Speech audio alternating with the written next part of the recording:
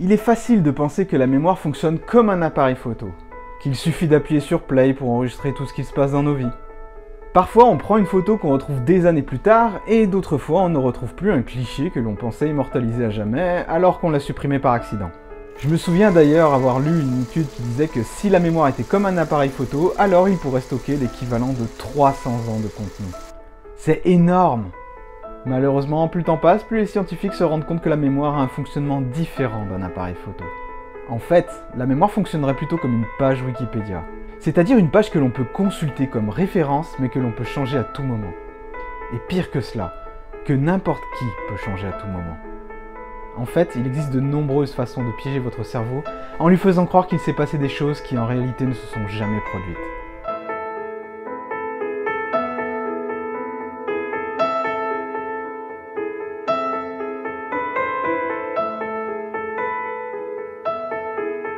Salut tout le monde et bienvenue dans le monde mystérieux de la mémoire. Je suis Jean-Yves Ponce, spécialiste de la mémorisation et de la concentration. Et aujourd'hui, je voulais revenir avec vous sur les différentes façons de manipuler la mémoire. Non pas pour que vous en serviez, mais pour que vous puissiez vous en préserver. Car votre mémoire est loin d'être aussi infaillible que vous le pensez, y compris sur les choses que vous ne remettez plus en question. Vous êtes prêts? Alors on y va. Les affirmations. Une façon de vous faire croire que quelque chose s'est passé alors que ce n'était pas le cas, c'est par les suggestions. Ce que certains appellent l'affirmation induite.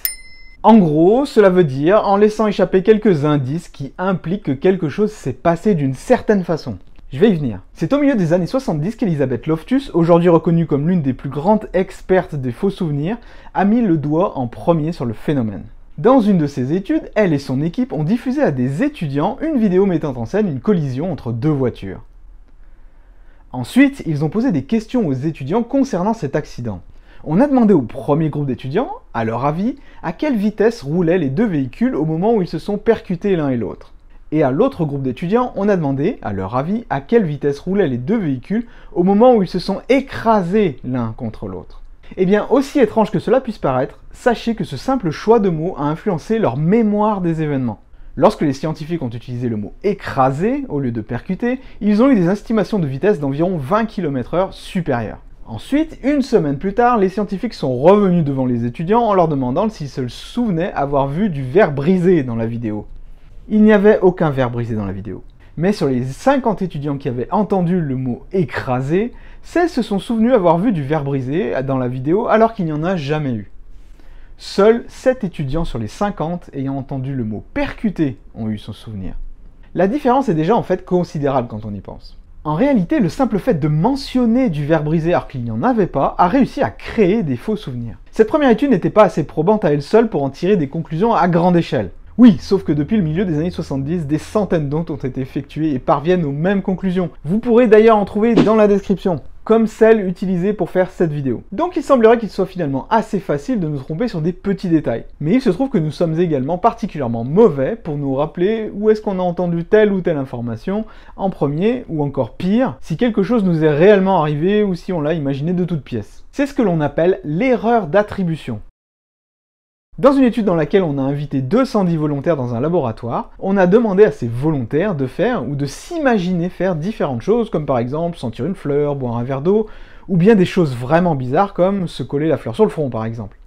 2 semaines après, on a demandé aux volontaires de se souvenir de ce qu'ils avaient fait. Eh bien, peu importe que ce soit des choses tout à fait normales comme jeter un dé ou des choses complètement tordues comme s'asseoir sur un crayon par exemple, plus de la moitié du temps, les volontaires pensaient avoir effectivement réalisé des choses qu'ils avaient simplement imaginé faire. Et plus ils avaient passé du temps à s'imaginer faire les choses, plus ils pensaient qu'ils les avaient réellement faites. Plutôt effrayant, non ?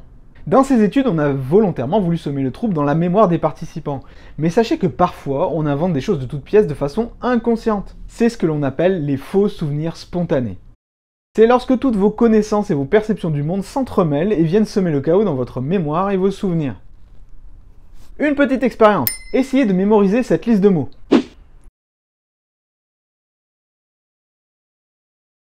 Ça y est, vous avez regardé? Bien. Maintenant, regardez cette liste.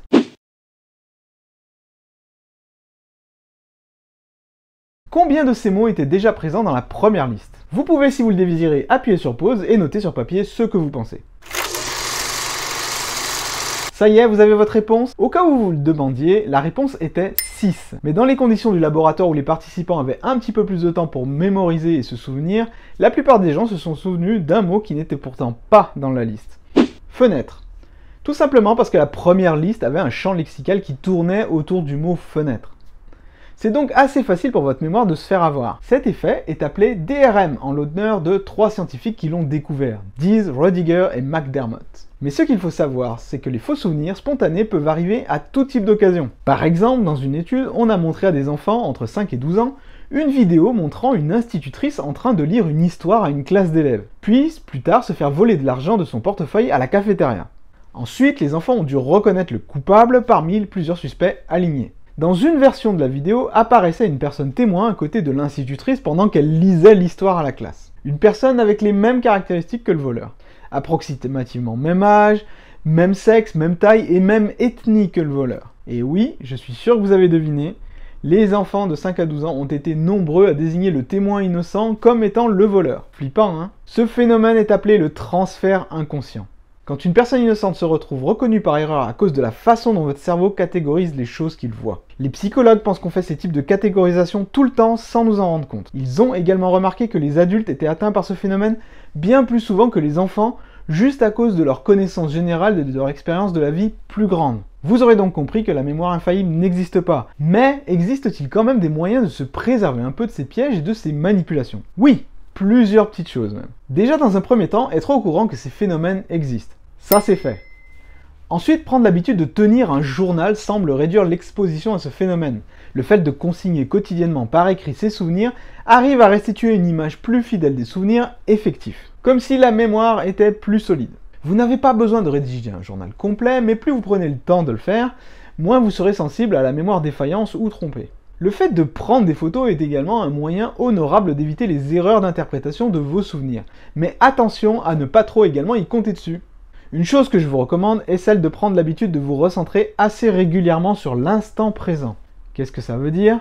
Tout simplement, lorsque vous sentez votre esprit se fatiguer ou être distrait lorsque vous faites quelque chose, stoppez tout, respirez, prenez conscience de votre corps, utilisez vos 5 sens et revenez à la situation présente. Ce type de recentrage a pour effet d'éviter que vos émotions et vos pensées viennent parasiter votre mémoire de travail, ce qui a pour but de créer une confusion entre vos rêveries et vos vrais souvenirs.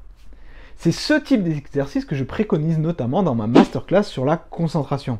Là encore, tous les liens se trouvent en description si vous souhaitez en savoir plus. Enfin, ce n'est pas une surprise si vous suivez la chaîne depuis un petit moment, les réactivations de votre mémoire, ce que j'appelle les rappels espacés, sont une façon de limiter le risque de créer des souvenirs de toutes pièces. En réactivant votre mémoire au bon moment, vous évitez que le souvenir en question soit transformé par vos émotions notamment. Voilà, c'était Jean-Yves et j'espère que cette vidéo vous aura permis d'y voir plus clair dans le fonctionnement de votre mémoire. Si c'est le cas, faites-le moi savoir. N'oubliez pas de vous abonner pour ne pas manquer la prochaine vidéo. Allez, je vous laisse car comme je vous l'ai dit en début de vidéo, je dois à présent écrire mon nouveau roman. Mais si, je vous l'ai dit, rappelez-vous au tout début. Bon allez, salut, prenez soin de vous.